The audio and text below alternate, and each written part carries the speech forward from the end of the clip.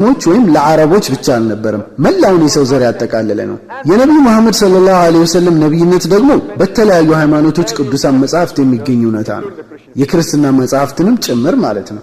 ለምሳሌ መጽሐፍ ቅዱስ ውስጥ በኦሪት ዘዳግም 18:18 ላይ ከወንድሞቻቸው መካከል እንደ አንተ ያለ ነብይ አስነሳላቸዋለሁ፣ ቃሌንም በአፉ አደርጋለሁ፣ ያዘዝኩትንም ቃል ሁሉ ይነግራቸዋል ይላል። እንግዲህ ይህ ወደፊት ስለሚመጣ ነብይ የተነገረ ትንቢት ትርጉም ማንን እንደሚጠቁም ሲጠየቁ ክርስቲያኖች ኢየሱስን የሚመለከት እንደሆነ ይገልጻሉ። እንዴት የሚል ጥያቄ ሲቀርብላቸው ደግሞ ትንቢቱ ላይ እግዚአብሔር ለሙሴ ከወንድሞቻቸው መካከል አንተን የመሰለ ነብይ አስነሳላቸዋለሁ ስላለ ሙሴን የሚመስል ነብይ ነው የትንቢቱን ፍጻሜ የሚያሟላው ይላሉ። ከዚያም ኢየሱስና ሙሴ እንደሚመሳሰሉ ይገልጹላቸዋል። ሙሴ የአምላክ ነብይ ነበር፣ ኢየሱስም የአምላክ ነብይ ነው። ሙሴ አይሁድ ነበር፣ ኢየሱስም አይሁድ ነበር በማለት ምክንያቶችንም ለመጥቀስ ይሞክራሉ። So they give two similarities.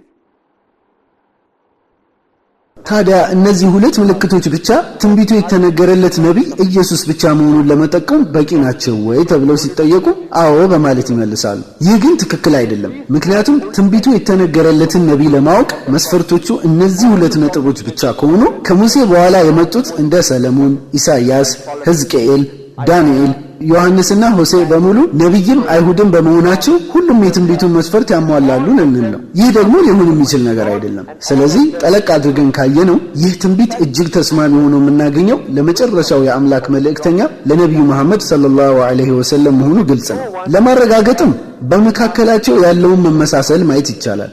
ሙሴም ሆነ ነብዩ መሐመድ ሰለላሁ ዐለይሂ ወሰለም በተፈጥሯዊ አወላለድ ከእናትና ከአባት ነው የተገኙት።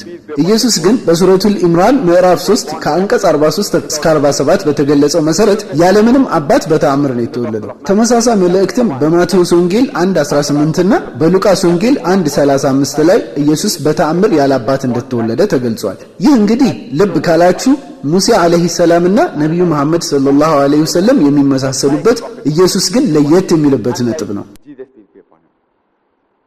ሌላም ልጥቀስላችሁ። ሙሴ አለይሂ ሰላምና ነብዩ መሐመድ ሰለላሁ ዐለይሂ ወሰለም ሁለቱም ትዳር ይዘው ልጆችን ወልደዋል። እንደ መጽሐፍ ቅዱስ ከሆነ ግን ኢየሱስ አለይሂ ሰላም ትዳርም አልያዘም፣ ልጅም አልነበረውም።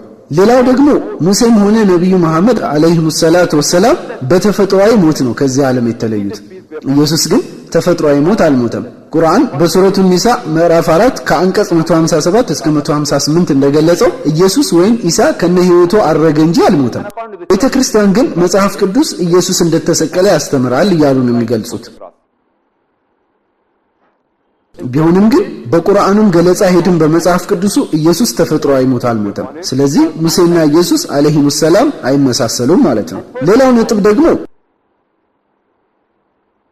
ነብዩ ሙሳም ሆነ ነብዩ መሐመድ አለይሂ ሰላቱ ወሰላም በህዝቦቻቸው ዘንድ ተቀባይነት አግኝተዋል።